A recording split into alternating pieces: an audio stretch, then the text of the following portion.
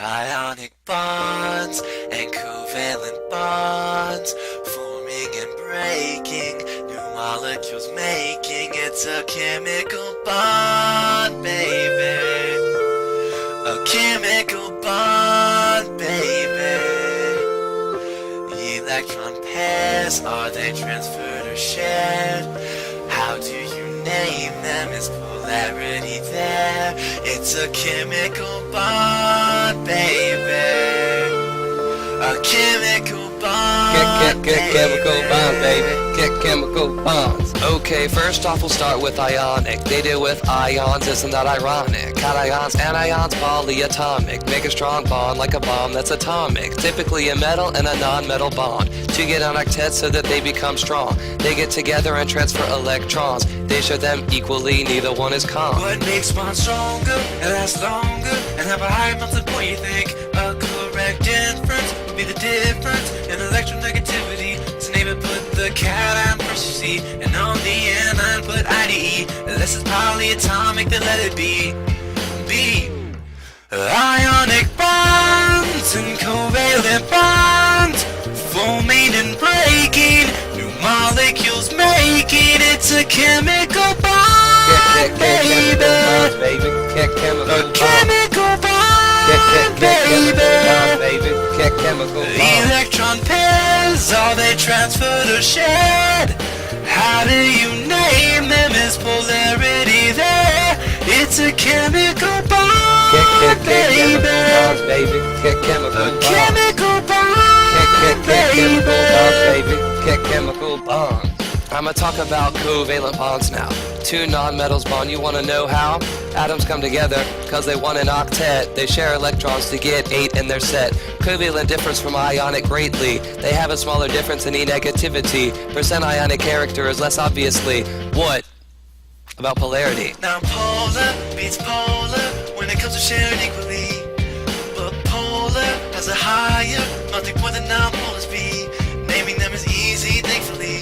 Just put a prefix on the atom, please. Rapping about bonds, yeah, I'm a G. Ionic bonds and covalent bonds, forming and breaking, new molecules making. It's a chemical bond, baby.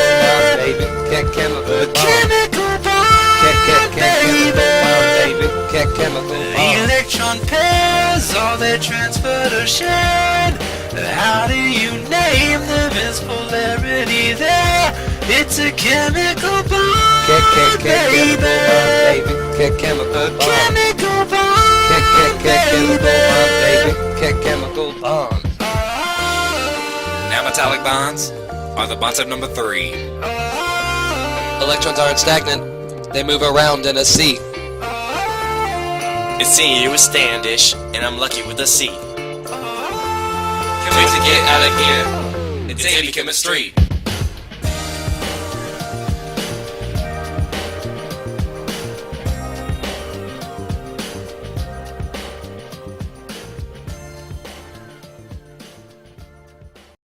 Don't push me, I can do it by myself.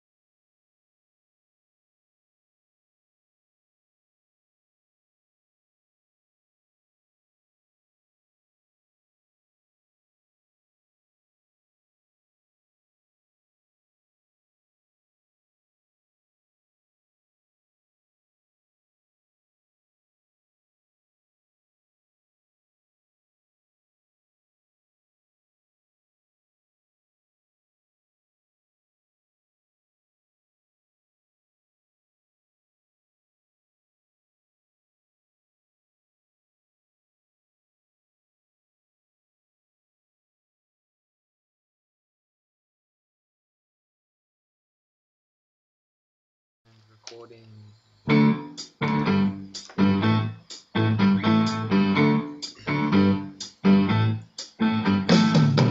Chemical changes had me a blast. Chemical changes happen so fast. I made a chlorine crazy for me. I made a sodium cute as can be. Chemical changes taking place to a new substance is formed. How did it happen? Tell me more, tell me more. What fun did it for? We're on opposite sides of the table. I'm on the left, so I am the middle. Things got heated and it got hot. We then formed an ionic bond. Chemical changes, Something you formed out those chemical reactions. Tell me more, tell me more. Was it love at first sight? How did you bond?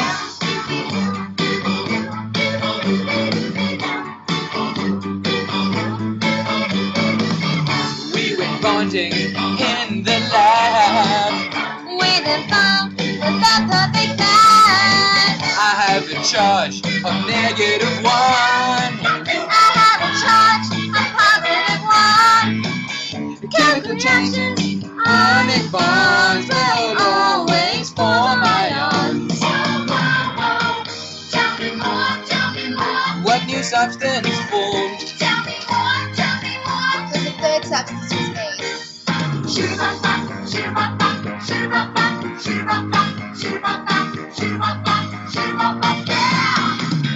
We then bonded from sodium chloride. Synthesis reactants on the left-hand side. All the products are in the right. Valence formula shows what it's like. Sodium chloride make table salt. So it's a synthesis reaction. Tell me more, tell me more. What's the decomposition? Did you break up? It turned color, endothermic reaction. We then broke up, lost the attraction. We went back to the way we once were. What I'd give to be back with her. Substances broken down. So it's a decomposition reaction. Yeah.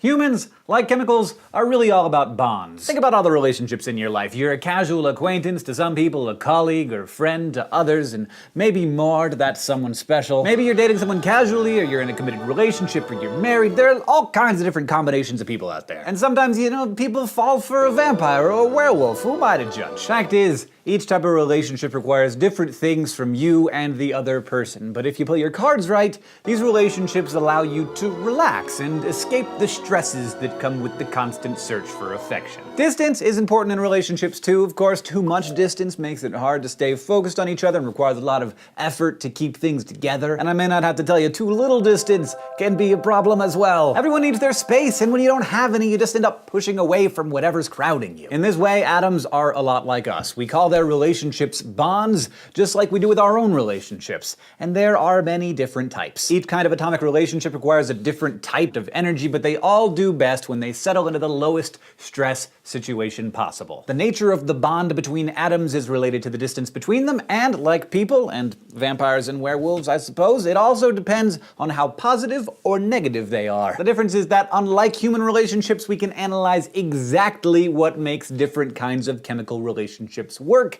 and that's what this episode is all about. But people, please remember that we here at Crash Course do not dispense relationship advice.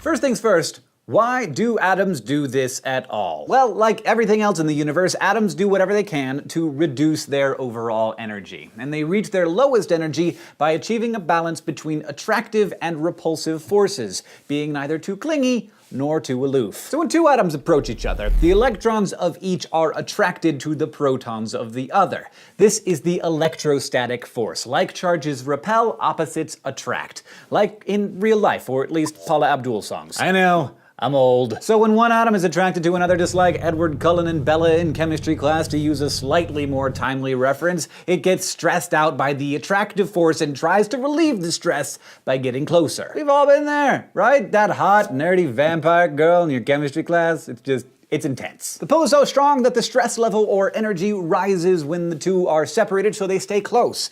But sometimes they can get a little too close. When that happens, the nuclei repel each other because of their like charges, and the energy between them rapidly increases, and they both back off just enough to find that perfect little distance between them, and everyone relaxes. This ideal, wonderful distance is the bond length. It's the distance between two nuclei at the point of minimum energy. In other words, where the attractive and repulsive forces cancel each other out. The distance at which these two atoms of chlorine reach their minimum energy, caught between the attraction of the electrons to the nucleus and the protons repelling the nuclei, is the bond length. That energy minimum, which we know absolutely is negative 239 kilojoules per mole, occurs when the distance between the atoms is 0.00199 nanometers. That distance is the bond length of Cl2, chlorine gas. Now, because the electrons are attracted to both nuclei in the molecule, they actually spend the majority of their time in the space between them. This is often described as sharing electrons, and we call this kind of bond a covalent bond. But not all sharing is equal. I should know, I have an older brother. The strength with which an atom holds shared electrons is called its electronegativity. The electronegativity of various elements are all super well known and waiting for you in tables on the internet. If two atoms in a bond have very different electronegativities, like say hydrogen at 2.1 and oxygen at 3.5, the electrons are more attracted to the atom with the higher electronegativity. The difference is so great that the electrons spend most of their time around the stronger atom and much less time around the other one. Like how all of the neighborhood kids wanted to hang out with John, my older brother, because he was more charismatic. When the electrons hang out closer to one side of the bond, it creates a slight negative charge in that area and a slight positive charge around the other atom. This separation of charges is called polarity. And it's the polarity of the molecule that these atoms form, H2O, that makes water the most important molecule on Earth. Covalent bonds like this, where electrons are attracted to one atom more than the other, causing a separation of charges, are called polar covalent bonds. But when a covalent bond forms between two identical atoms, like the two chlorine atoms in our graph earlier, the electrons are distributed evenly. We call this a nonpolar covalent bond. But you've also got to consider the middle option, where the atoms aren't identical but have very similar electronegativities, like like hydrogen with an electronegativity of 2.1 and sulfur at 2.5. The difference here is so tiny that the electrons are pretty much still evenly distributed, and we call that a nonpolar covalent bond as well. There's a huge world of important chemicals that have these kinds of bonds, so many in fact that we will dedicate a couple of separate episodes to them. Covalent bonds tend to form from nonmetals and sometimes metalloids, those elements that have both metallic and non-metallic characteristics. That's because most of them hold their electrons so tightly that they're more likely to share them with another atom than to gain or lose them altogether. Metals, on the other hand, have loosely held outer electron shells, so they're constantly dropping electrons and becoming positive ions. And when positive ions come across negative ions, like those formed from halogens for instance, you have to know what's gonna happen. They are attracted to each other, which means energy is required to keep them apart, which means that they're gonna bond if they can, creating that oh so wonderful point of minimum energy. This type of bond is unsurprisingly called an ionic bond, a bond formed between a positive ion and a negative ion. Because the ions are formed when one atom loses electrons and the other gains them, we often say that an ionic bond is formed by the transfer of electrons from one atom to another. And we can calculate the amount of energy that exists in a bond between ions at a given distance using a formula called Coulomb's law. Note that this only works for ionic bonds because the calculation requires the charges of the ions, which covalent bonds don't have. Coulomb's law says that the energy between two ions equals the product of the two charges, which are represented by capital Q's, because why not, divided by the distance or radius between the two nuclei, all multiplied by a constant. 2.31 times 10 to the negative 19th joules per nanometer. Of course, the radius also has to be expressed in nanometers, you gotta make the units match. Let's see how it works with something simple, sodium chloride or table salt. We know that the normal charge on sodium ion is +1 and the normal charge on chloride is -1. These are Q1 and Q2. The length of a stable NaCl bond is 0.276 nanometers, so we put that in for the radius. And finally, a quick calculation tells us that the bond contains -8.37 times 10 to the negative 19th joules of energy. Remember that negative number represents a decrease in the energy of the system due to an attractive force, which certainly makes sense here. Sodium and chloride ions are strongly attracted to each other due to their opposite charges. Of course, you might have noticed that -8.37 times 10 to the negative 19th joules looks like a tiny number, but keep in mind we're talking about one single pair of ions. The -239 kilojoules that we got for chlorine, that was for a whole mole of molecules. When multiplied by the 10 to the 17th or so ions in a single grain of table salt, and then by the thousands of grains of salt in a mole,